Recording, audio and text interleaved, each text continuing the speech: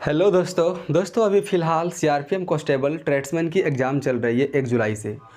तो दोस्तों इस कांस्टेबल ट्रेड्समैन की एग्ज़ाम में जितने भी करंट अफेयर से रिलेटेड क्वेश्चन पूछे जा रहे हैं, मैं आज उसका पार्ट 1 लाया हूं और मैं एग्जैक्टली वही क्वेश्चन को लाया हूं जो एग्ज़ाम में पूछा गया था।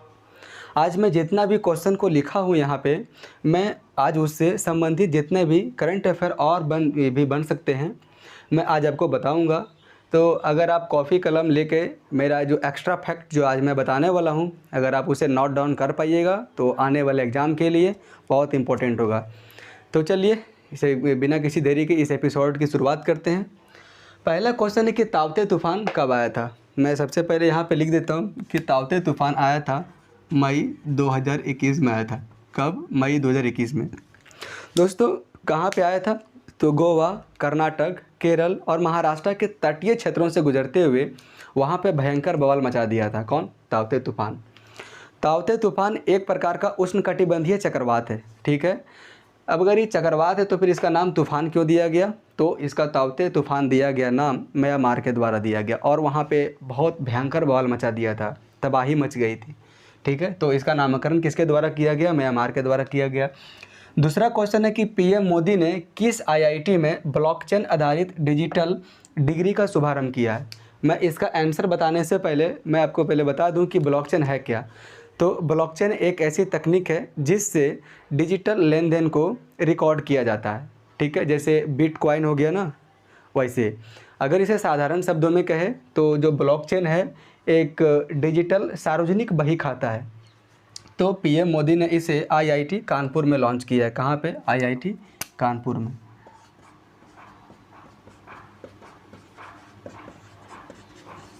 आईआईटी कानपुर में लॉन्च किया पीएम मोदी जी ने। बहुत ही इंपॉर्टेंट है दोस्तों, क्योंकि ये डिजिटल जो लेन देन होते हैं उसका रिकॉर्ड किया जाता है, जितना भी, जैसे जो कि क्रिप्टो करेंसी होते हैं जैसे बिटकॉइन वगैरह, ठीक है। नेक्स्ट क्वेश्चन है कि 2021 में सीमांत अस्थायी दर क्या था। मैं इसका रेट बताने से पहले आपको मैं बता दूं कि सीमांत अस्थायी दर है क्या। सीमांत अस्थायी दर को एमएसएफ कहा जाता है। शायद आपने एमएसएफ का नाम सुना होगा। एमएसएफ का फुल फॉर्म होता है कि मार्जिनल स्टैंडिंग फैसिलिटी होता है। अगर कोई कॉमर्शियल बैंक अगर कोई भी कॉमर्शियल बैंक आरबीआई से रातों रात लोन लेती है, पैसा लेती है, तो आरबीआई के द्वारा जिस दर पर उस कॉमर्शियल बैंक को पैसा दिया जाता है उसे ही सीमांत अस्थायी दर कहा जाता है। तो इसने फ़िलहाल पूछा है कि 2021 में इसका रेट क्या था। तो 2021 में इसका रेट था 4.25%। अगर क्वेश्चन मॉडिफाई होकर अगर पूछ दे कि वर्तमान में सीमांत अस्थायी दर क्या है, तो आपका आंसर रहेगा 6.75%। कितना? 6.75%। आप इसे नोट डाउन कर सकते हैं। नेक्स्ट क्वेश्चन है कि युविका कब लॉन्च किया गया था, ठीक है। मैं सबसे पहले आपको बता दूं कि युविका है क्या। तो युविका का फुल फॉर्म होता है युवा विज्ञानी कार्यक्रम, अर्थात वैसे स्कूली बच्चे जो अंतरिक्ष से संबंधित चीज़ें पे अपनी रुचि रखते हैं और उससे संबंधित ज्ञान पर अगर अपना ज़्यादा रुझान रखते हैं, तो उस पहल के लिए उस समय के अध्यक्ष के सिवान के द्वारा, अर्थात इसरो के अध्यक्ष के सिवान के द्वारा इसका लॉन्च किया गया था युविका को। कब? 18 जनवरी 2019 को लॉन्च किया गया था, ठीक है। ये स्कूली बच्चे से संबंधित है और ये इसरो के अध्यक्ष के सिवान के द्वारा लॉन्च किया गया था। इसका जो जितना भी खर्च आएगा उसका खर्च को कौन कंट्रोल करेगा? तो इसरो ही कंट्रोल करेगा। नेक्स्ट क्वेश्चन है कि बंगाल की खाड़ी से कौन सा तूफान आता है, ठीक है, जो हाल ही में भी आया हुआ है। एक करंट अफेयर का क्वेश्चन है। तो दोस्तों 2 तूफान आया था। एक है यास जो मई 2021 में आया था। कौन? यास। और मैं यहाँ पे लिखते जाता हूँ दोस्तों। एक है यास जो 2021 में आया था और एक है जावद, ये भी 2021 में आया था। ये जो जावद है ना, ये उड़ीसा और आंध्र प्रदेश को बहुत ज़्यादा प्रभावित किया था, ठीक है। अच्छा, अगर यहाँ पे क्वेश्चन आ गया कि बंगाल की खाड़ी से कौन सा तूफान आता है, हो सकता है कि आने वाला एग्जाम में पूछा जाए कि अरब सागर से कौन सा तूफान आता है जो हाल ही में आया हो। तो मैं भी इसका 2 मैं आपको बता रहा हूँ। एक जो ताउते आया हुआ ना, जो मैंने पहला क्वेश्चन लिखा हुआ ताउते भी अरब सागर से आया था जो मई 2021 में आया था। और एक और है दोस्तों, उसका नाम है साइक्लोन बिपरजॉय। क्या? साइक्लोन बिपरजॉय। ये आया था दोस्तों भी हाल ही में 5 जनवरी 2023 को आया था, ठीक है। ये उड़ीसा और आंध्र प्रदेश को बहुत ज़्यादा पूरा प्रभावित किया था। नेक्स्ट क्वेश्चन है कि एशिया पावर इंडेक्स 2020 में भारत का स्थान क्या था। ठीक है, तो एशिया पावर इंडेक्स 2020 में भारत का स्थान चौथा था। अगर इसी में पूछा जाए कि पहले स्थान पर कौन था, दूसरे स्थान पर कौन था, तीसरे स्थान पर कौन था, किसके द्वारा जारी किया जाता है, किसके और कब से जारी किया जा रहा है, मैं बता दूं कि एशिया पावर इंडेक्स 2020 में भारत का स्थान चौथा है। अगर पहला स्थान के बारे में पूछा जाए तो पहला है यूएसए, अर्थात यूएसए मतलब अमेरिका, दूसरा स्थान पर है चाइना और तीसरा स्थान पर है जापान। जो एशिया पावर इंडेक्स है वो लॉवी इंस्टीट्यूट के द्वारा जारी किया जा रहा है प्रतिवर्ष 2018 से। जो लॉवी इंस्टीट्यूट कहाँ स्थित है, तो सिडनी में। सिडनी कहाँ है, तो ऑस्ट्रेलिया में। अच्छा, अगर ये इंडेक्स के बारे में सवाल पूछ दिया है तो मैं इससे रिलेटेड और कुछ महत्वपूर्ण इंडेक्स से मैं आपको कुछ क्वेश्चन बताता हूँ। जैसे अगर पूछा जाए कि ग्लोबल साइबर सिक्योरिटी इंडेक्स 2020 में भारत का स्थान क्या था, तो 10वां। किसमें, ग्लोबल साइबर सिक्योरिटी इंडेक्स 2020 में। अगर पूछा जाए कि हैनले पासपोर्ट इंडेक्स 2023 में भारत का स्थान क्या था, तो हैनले पासपोर्ट इंडेक्स 2023 में भारत का स्थान है 85वां, 193 देशों की सूची में। अगर पूछा जाए कि पहले स्थान पर कौन है, तो जापान। अच्छा, हैनले पासपोर्ट इंडेक्स होता क्या है दोस्तों, हैनले पासपोर्ट इंडेक्स की सूची से हमें एक ज्ञात होता है कि कौन सी देश की वीज़ा कितनी ज़्यादा मजबूत है, यानी जापान जाना इस दुनिया में सबसे ज़्यादा कठिन है। ठीक है, अगर और इसमें पूछा जाए कि ग्लोबल हंगर इंडेक्स 2022 में भारत का स्थान क्या है, तो ग्लोबल हंगर इंडेक्स 2022 में भारत का स्थान 107वां है, 121 देशों की सूची में। अगर इसमें पूछा जाए कि पहले स्थान पर कौन है, तो बेलारूस है। ठीक है, अगर पूछा जाए इसके साथ ही कि वर्ल्ड प्रेस इंडेक्स में भारत का स्थान क्या है, तो वर्ल्ड प्रेस इंडेक्स 2021 में भारत का स्थान है 150वां, 180 देशों की सूची में। सोचिए, 180 देशों की सूची में भारत का स्थान 150वां है। अगर पूछा जाए कि पहले स्थान पर कौन है, तो नॉर्वे है। दोस्तों, नॉर्वे मैक्सिमम में पहले स्थान पर ही आता है। ठीक है, अच्छा, भारत एक दुनिया का सबसे बड़ा लोकतांत्रिक देश है। अगर पूछा जाए कि वैश्विक लोकतांत्रिक सूचकांक 2021 में भारत का स्थान क्या है, तो आपका आंसर होगा 46वां।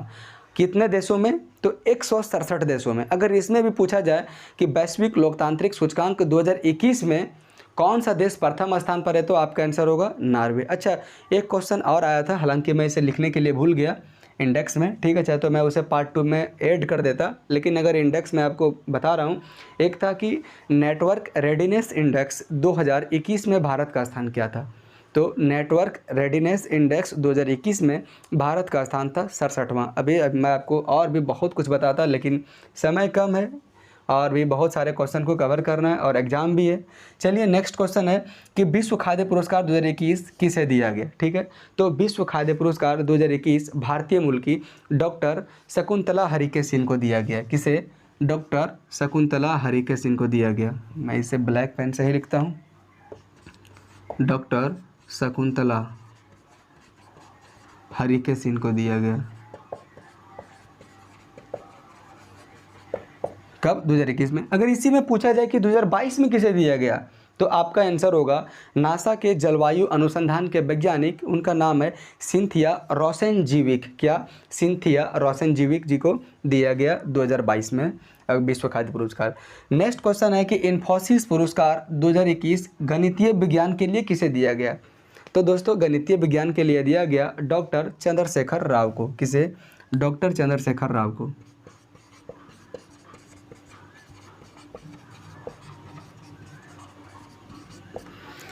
दोस्तों, इन्फोसिस पुरस्कार अगर इसमें एग्जाम में पूछा कि गणितीय विज्ञान में किसे दिया गया, चूँकि जो इन्फोसिस पुरस्कार है गणितीय विज्ञान के साथ साथ सामाजिक विज्ञान, मानविकी, इंजीनियरिंग एंड कंप्यूटर साइंस और भौतिकी विज्ञान के लिए भी दिया जाता है। हो सकता है कि आने वाला एग्जाम में पूछा जाए कि इंजीनियरिंग एंड कंप्यूटर साइंस में किसे दिया गया, भौतिक विज्ञान में किसे दिया गया, मानविकी के लिए किसे दिया गया, सामाजिक विज्ञान के लिए किसे दिया गया। वो एक ही क्वेश्चन, कोई ज़रूरी नहीं कि वो तो रिपीट करेगा। तो मैं आपको बता दूं कि इन्फोसिस पुरस्कार 2021 सामाजिक विज्ञान के लिए दिया गया डॉक्टर कौशिक बसु जी को। आप इसे नोट डाउन अगर कर रहे होंगे तो आप नोट डाउन कर लीजिए कि इन्फोसिस पुरस्कार 2021 दिया गया सामाजिक विज्ञान में डॉक्टर कौशिक बसु जी को।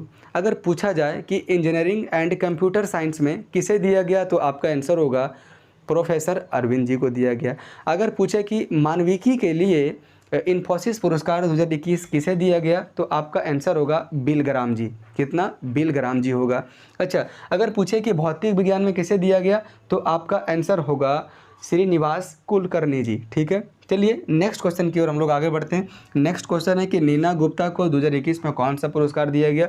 तो नीना गुप्ता को 2021 में दिया गया रामानुजन पुरस्कार।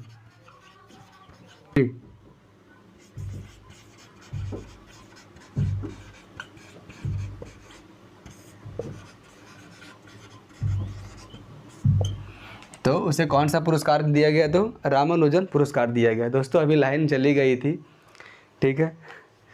चलिए अब मैं आपको बताता हूँ कि रामानुजन पुरस्कार जब इसे दिया गया, मतलब इनका, और जो ये रामानुजन कौन थे? तो एक गणितज्ञ थे, मैथमेटिशियन थे। और ये जो नीना गुप्ता हैं वो भी एक भारतीय प्रसिद्ध मैथमेटिशियन है। अच्छा, इसलिए किस लिए दिया गया? ये जो नीना गुप्ता है उन्होंने अलजेब्रिकल ज्योमेट्रिकल में काम किए थे। ठीक है, अलजेब्रा ज्योमेट्रिकल में काम किए थे, इसलिए इन्हें रामानुजन पुरस्कार दिया गया। अच्छा, श्रीनिवास रामानुजन की जयंती 22 दिसंबर को है, इसलिए पूरे भारत में 22 दिसंबर को गणित दिवस के रूप में मनाया जाता है। अगर बात करी जाए कि रामानुजन जी का जन्म कब हुआ था, तो रामानुजन जी का जन्म हुआ था 22 दिसंबर 1887 में। कहाँ पे? मद्रास में। दोस्तों मद्रास चेन्नई से लगभग 350 से 400 किलोमीटर की दूरी पर स्थित है। ठीक है, नेक्स्ट क्वेश्चन है कि युद्ध अभ्यास 2021 किस देश के मध्य हुआ? तो युद्ध अभ्यास जो 2021 हुआ वो यूएसए और भारत के बीच में हुआ था। किसके बीच हुआ था? यूएसए एंड इंडिया के बीच में हुआ था।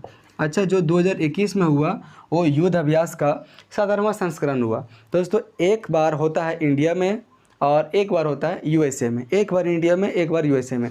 ये जो 17वां संस्करण हुआ इस बार 2021 में हुआ था यूएसए में। अच्छा, अगर पूछा जाए कि यूएसए में कहाँ हुआ, तो आपका आंसर होगा अलास्का में। अच्छा, जो इससे पहले 16वां संस्करण जो 2020 में हुआ था भारत में। और अगर पूछा जाए कि भारत में कहाँ हुआ था, तो राजस्थान के बीकानेर में हुआ था। ठीक है, चलिए नेक्स्ट क्वेश्चन की ओर हम लोग आगे बढ़ते हैं। नेक्स्ट क्वेश्चन है कि 2021 में अंतरिक्ष जाने वाली भारतीय मूल की अमेरिकी महिला अंतरिक्ष यात्री कौन है? तो दोस्तों 11 जुलाई 2021 को एस्ट्रोनॉटिकल इंजीनियर शिरीषा बांदला अंतरिक्ष जाने वाली तीसरी भारतीय मूल की अमेरिकी महिला बन गई है। ठीक है, अगर इसमें पूछा जाए कि पहली कौन है, उसका अंतरिक्ष यान का नाम क्या है, कब गई थी, कितने दिनों तक रही थी, दूसरी कौन है, कब गई थी? तो दोस्तों पहली है कल्पना चावला, उनका अंतरिक्ष यान का नाम है STS-87 कोलंबिया फेडरल। क्या? STS-87 कोलंबिया फेडरल उसका अंतरिक्ष यान का नाम है।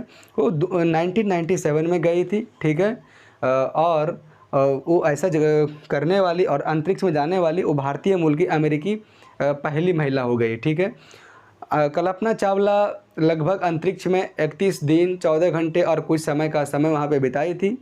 ठीक है, और कल्पना चावला का किसी वही अंतरिक्ष यान की दुर्घटना में 2003 में उनका मौत भी हो गया था। ये होगी पहली महिला।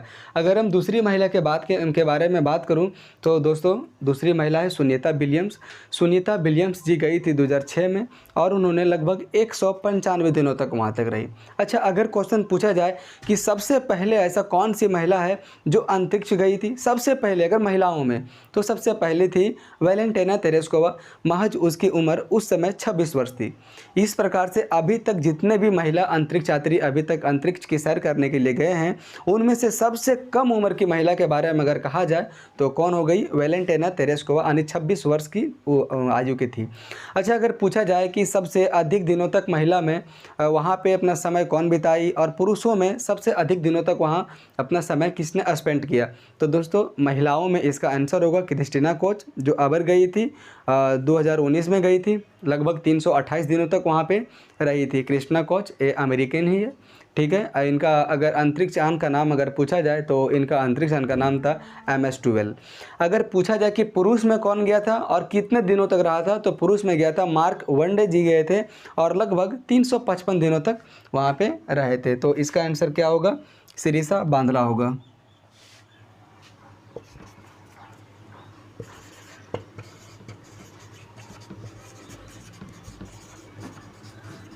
ठीक है, चलिए नेक्स्ट क्वेश्चन है कि पीएम किसान सम्मान निधि योजना का शुभारंभ कब किया गया था। तो पीएम किसान सम्मान निधि योजना का शुभारंभ किया गया था 1 फरवरी 2019 को किया गया था। कब? 1 फरवरी 2019 को किया गया था। अगर क्वेश्चन पूछा जाएगा कि किसके द्वारा किया गया, तो आपका आंसर नरेंद्र मोदी नहीं होना चाहिए।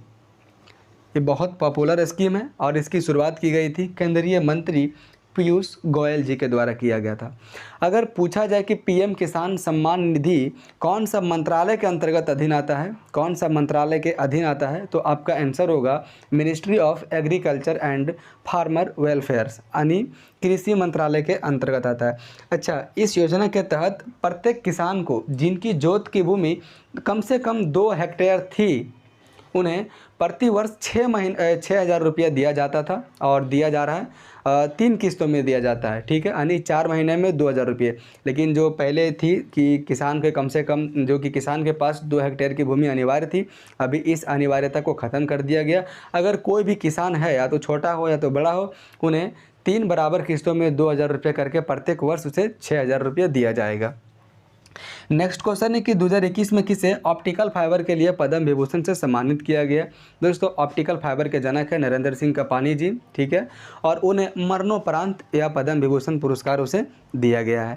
नेक्स्ट क्वेश्चन है कि समुद्री तटों की सुरक्षा के लिए किस मंत्रालय ने, यहाँ पे मंत्रालय का क्वेश्चन पूछ दिया ना। जैसे अगर यहाँ पे भी क्वेश्चन पूछा है कि पीएम किसान सम्मान निधि योजना का शुरुआत कब किया गया था, अगर क्वेश्चन आ जाए कि ये पीएम किसान सम्मान निधि योजना कौन सा मंत्रालय के अधीन काम करता है, तो आपका आंसर क्या होगा? Ministry of agriculture and farmer welfares, यानी कृषि मंत्रालय। यहाँ पे पूछ दिया कि समुद्री तटों की सुरक्षा के लिए किस मंत्रालय ने डीप ओशियन मिशन को शुरू किया है। ठीक है, तो इसका आंसर होगा पृथ्वी विज्ञान मंत्रालय, यानी जो जितने भी जो समुद्र से संबंधित जो जीव हैं, निर्जीव हैं, उनका दोहन ना हो पाए, इसलिए पृथ्वी विज्ञान मंत्रालय के द्वारा इस डीप ओशियन मिशन की शुरुआत करी गई है। अच्छा, नेक्स्ट क्वेश्चन है कि कोविड-19 से संबंधित क्वेश्चन को पूछा गया है कि कोविड-19 की सेकेंड लहर के दौरान ऑक्सीजन आपूर्ति हेतु कौन सा मिशन को लॉन्च किया गया था। दोस्तों, जिस समय कोविड-19 की सेकेंड लहर आई थी, उस समय लगभग जितने भी जो ऑक्सीजन का स्टॉक था भारत में, वो बहुत ही कम हो गया था, जिससे कई रोगियों की मौत हो गई थी। और जो कोविड-19 के इन्फेक्शन जिनको हुआ था, संक्रमण हुआ था, उन्हें ऑक्सीजन की कमी से उनकी मौत हो जा रही थी। तो उस समय भारत सरकार के पास एक चुनौती था कि कैसे इससे हमें निपटा जाए। तो उस समय भारत सरकार के द्वारा project oxygen for India project oxygen for India नामक योजना को लॉन्च किया गया, और इस योजना के तहत और इस स्कीम के तहत पूरे भारत में ऑक्सीजन की सप्लाई को और ज़्यादा बढ़ा दिया गया। अच्छा, जो हिंद महासागर से संबंधित जो जितने देश हैं, जैसे केनिया हो गया, मोजाम्बिक हो गया, ओमान हो गया, अमन हो गया, सोमालिया हो गया, सेशल्स हो गया, उन सारे देशों को जो हिंद महासागर के तटीय देश हैं, उनकी सुरक्षा के लिए भारत सरकार ने मिशन सागर नामक एक पहल की शुरुआत की थी, उन सारे देशों की मदद करने के लिए। ठीक है, तो यहाँ पे क्वेश्चन है कोविड-19 की सेकंड लहर के दौरान इसका कौन सी योजना की शुरुआत किया गया था। इसका नाम हो जाएगा प्रोजेक्ट O2 फॉर इंडिया। शायद आपको नहीं दिख रहा होगा दोस्तों बढ़िया से। और ये जो समुद्री तटों की सुरक्षा के लिए किस मंत्रालय ने, इसका हो जाएगा आंसर पृथ्वी विज्ञान मंत्रालय। पृथ्वी विज्ञान मंत्रालय इसका आंसर होगा। तो दोस्तों, आज का मेरा सेशन यहीं पे ख़त्म होता है। मैंने अपने इस सेशन में प्रयास किया है कि जो जितना भी क्वेश्चन जो वहाँ पे पूछा गया है CRPF कांस्टेबल ट्रेड्समैन की एग्ज़ाम में, और उससे संबंधित जितना भी जो क्वेश्चन और बन पाए करंट अफेयर से ओनली सब संबंधित, मैं बना पाऊँ और मैं आपको बता पाऊँ। तो मेरा ये सेशन आपको कैसा लगा, आप मुझे कमेंट बॉक्स में अगर बताना चाहे तो बता सकते हैं। बाकी थैंक यू।